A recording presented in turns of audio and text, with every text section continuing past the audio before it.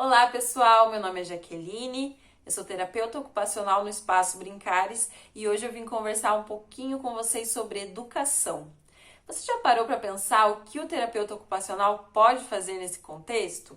Bom, a educação para nós terapeutas ocupacionais é uma área de ocupação, assim como o trabalho, como brincar, como lazer, participação social, as atividades de vida diária.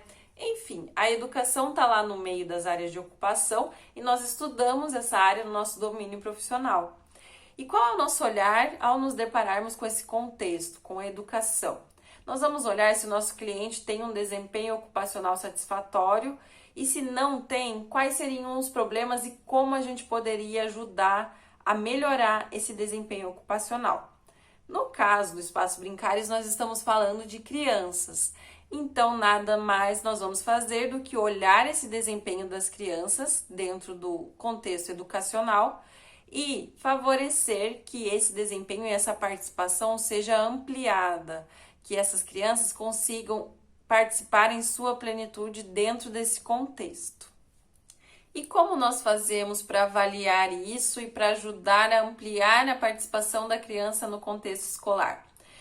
Quase sempre nós pedimos uma observação, porque é muito difícil para a gente deduzir como que a criança é na escola. A gente precisa observar como ela participa na hora da entrada, na hora da tarefa, na hora do lanche, no recreio, se ela brinca, se ela não brinca, enfim, entender como é vivenciar a escola para aquela criança.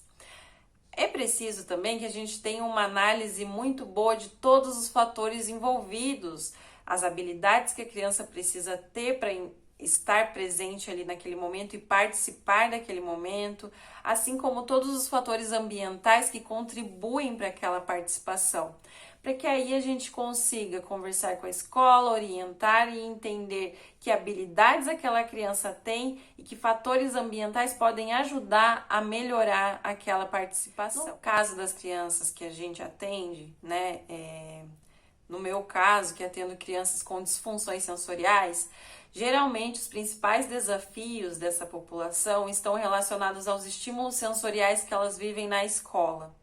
Então, os estímulos auditivos, né, um recreio barulhento, os meus colegas conversando, um barulho de empurrar a carteira, estímulo tátil, então às vezes um colega dá um esbarrão em mim no recreio, para comer ali eu preciso ter contato com algumas texturas, na hora da tarefa eu preciso pegar tinta, enfim, N outros estímulos, questão visual.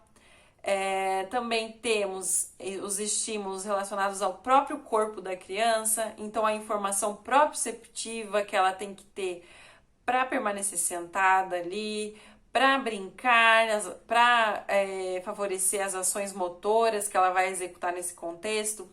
A informação vestibular também da mesma forma, para poder fazer uma cópia do quadro, para poder permanecer um certo período ali sentada. Então, assim, é um contexto que envolve muitas informações sensoriais.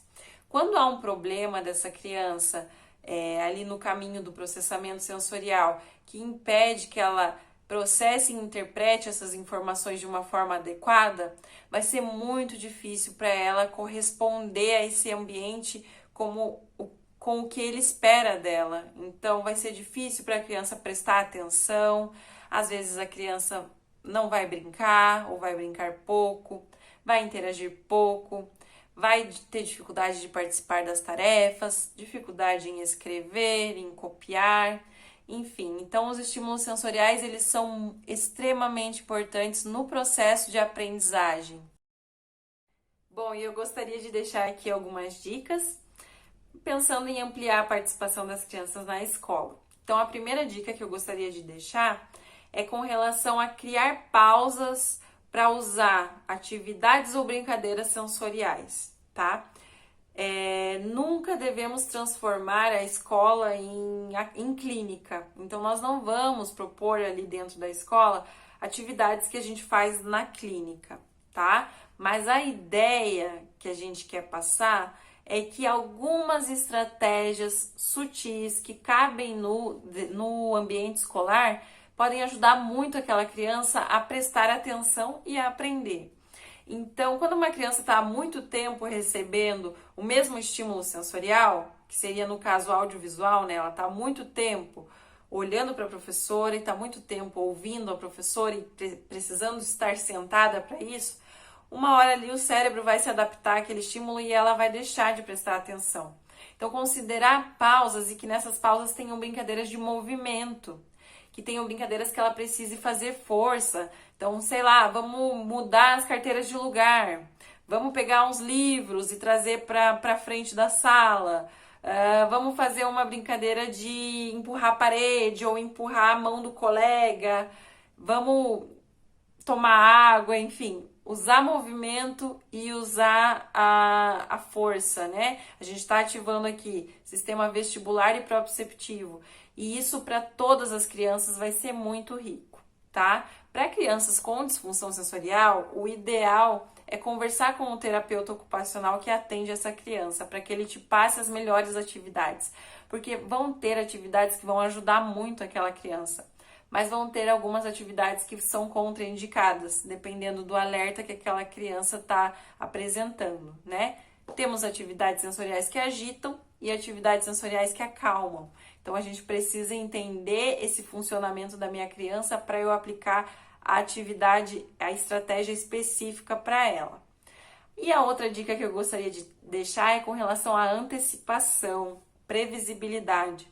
É muito importante a gente dar essa previsão para a criança do que vai acontecer, principalmente crianças com disfunção sensorial, porque como elas têm dificuldade em lidar com alguns estímulos sensoriais, quando a gente mostra para ela e dá previsibilidade do que vai acontecer, é mais fácil para ela planejar e se adaptar àquele estímulo porque ela já está esperando por ele, tá?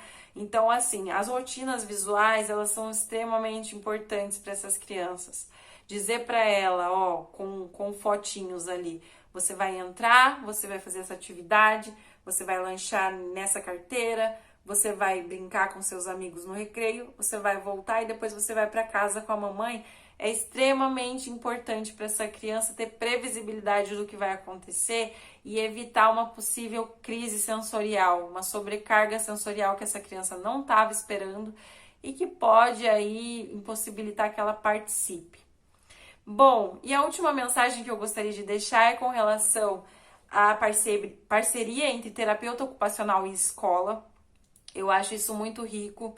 Então, se você tem a oportunidade, você professor, você terapeuta ocupacional, você pai, se você tem a oportunidade de proporcionar essa parceria, proporcione, porque essa troca de informação é muito rica e quem ganha é a criança.